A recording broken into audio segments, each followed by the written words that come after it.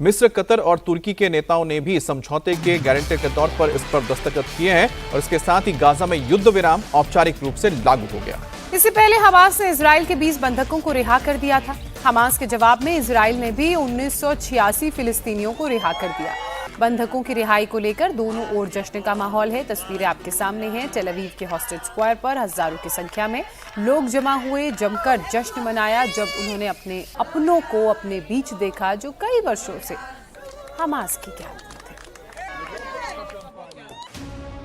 मिस्र के रिसोर्ट शहर शर्म अल शेख का ये ऐतिहासिक नजारा है। अमेरिकी राष्ट्रपति डोनाल्ड ट्रंप ने दुनिया भर से आए लीडर्स के सामने गाजा सीज फायर प्लान पर हस्ताक्षर किया। उनके अलावा मिस्र, कतर और तुर्की के नेताओं ने भी दस्तावेज पर दस्तखत किए। इसके साथ ही 2 साल से चल रही इजराइल हमास जंग खत्म होने पर औपचारिक मोहर लग गई और मिडिल ईस्ट में शांति काल का आगाज हो गया। But the momentous breakthrough that we're here to celebrate tonight is more than the end of the war in Gaza. It's with God's help, it'll be the new beginning for an entire beautiful Middle East.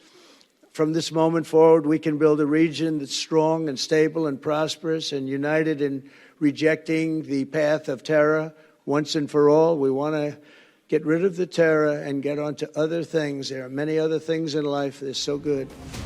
France के president Emmanuel Macron, Britain के prime minister कीयर Starmer, Germany के chancellor Friedrich Merz ने भी समारोह में हिस्सा लिया। हालांकि इजराइल के पीएम बेंजामिन नेतन्याहू और हमास के नेता इस समारोह से दूर रहे।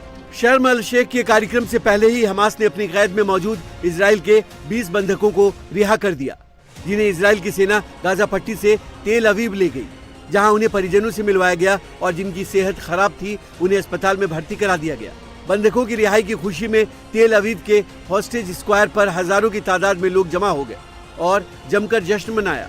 हमास के बंधकों की रिहा करने पर इजराइल ने भी फिलिस्तीनी कैदियों की रिहाई शुरू कर दी। 5 जेलों में बंद 1986 फिलिस्तीनियों को रिहा कर दिया गया। सम्मेलन में भारत की ओर से विदेश राज्य मंत्री कीर्तिवर्धन सिंह ने हिस्सा लिया और राष्ट्रपति ट्रंप से मुलाकात की। पीएम मोदी ने गाजा पीस प्लान का स्वागत किया। पीएम मोदी ने सोशल मीडिया पर लिखा, हम 2 साल से ज्यादा समय तक बंधक बनाए रखने के बाद सभी बंधकों की रिहाई का स्वागत करते हैं। उनकी आजादी, उनके परिवारों के साहस, राष्ट्रपति ट्रंप के अटूट शांति प्रयासों और प्रधानमंत्री नेतन्याहू के दृढ़ संकल्प का प्रतीक है। हम क्षेत्र में शांति लाने के राष्ट्रपति ट्रंप के ईमानदार प्रयासों का समर्थन करते हैं। गाजा में लड़ाई खत्म होने के बाद अब वहां की जिंदगी को पटरी पर लाना बड़ी चुनौती है।